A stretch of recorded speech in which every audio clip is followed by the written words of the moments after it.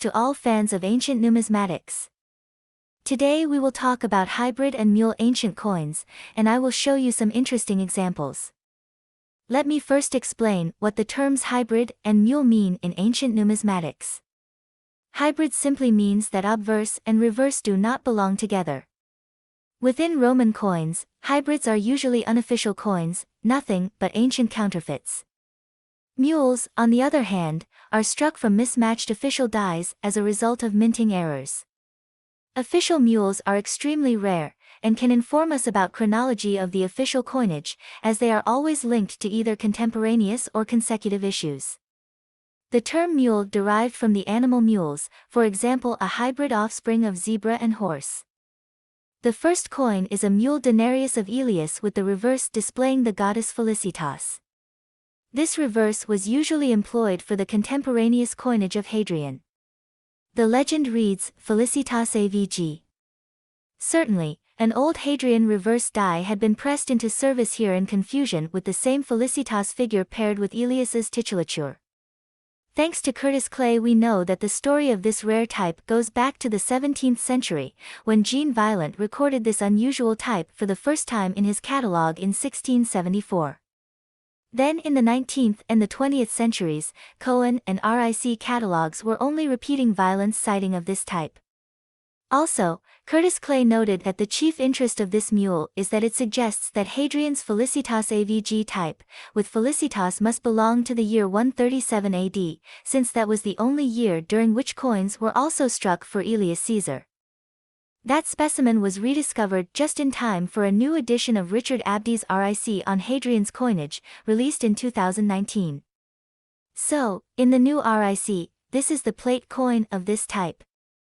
Another noteworthy mule related to the one you just saw is this one.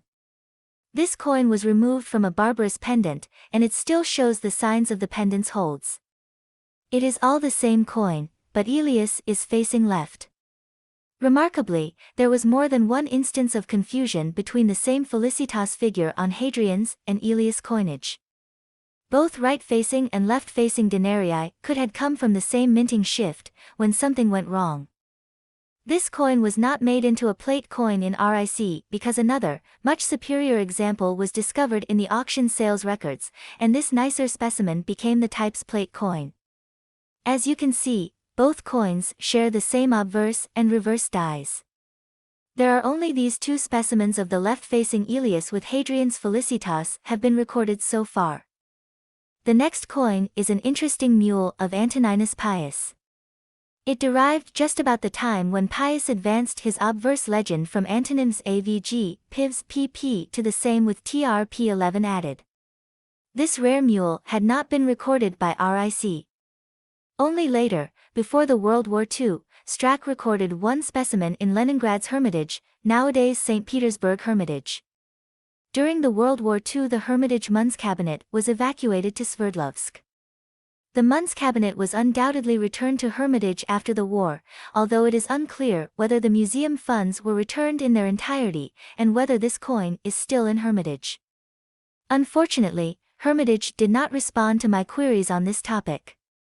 By the way, it is not really clear who is portrayed on the reverse, Concordia or Clementia. Rick and RSC think this is Concordia, Strack says Clementia. I'm inclined to agree with Strack. The point is that there was a denarius of Pius with the reverse legend Clementia, and a representation of the same goddess holding scepter and patera. At the same time, Concordia was usually portrayed with cornucopii and patera on coinage of Antoninus Pius and his wife Faustina. However, the authors of RIC and RSC might have had their own argumentation in defense of Concordia. As a result, it appears that this is a question that remains unanswered. Please share your thoughts on the Concordia versus Clementia debate in the comments below. That is it for this episode. As you can see, several mules still remained. So, see you soon in the second episode about hybrid and mule ancient coins. Rare coins to you. Cheers! Please like the video, and make sure to subscribe for more. Also, please follow the channel on social media.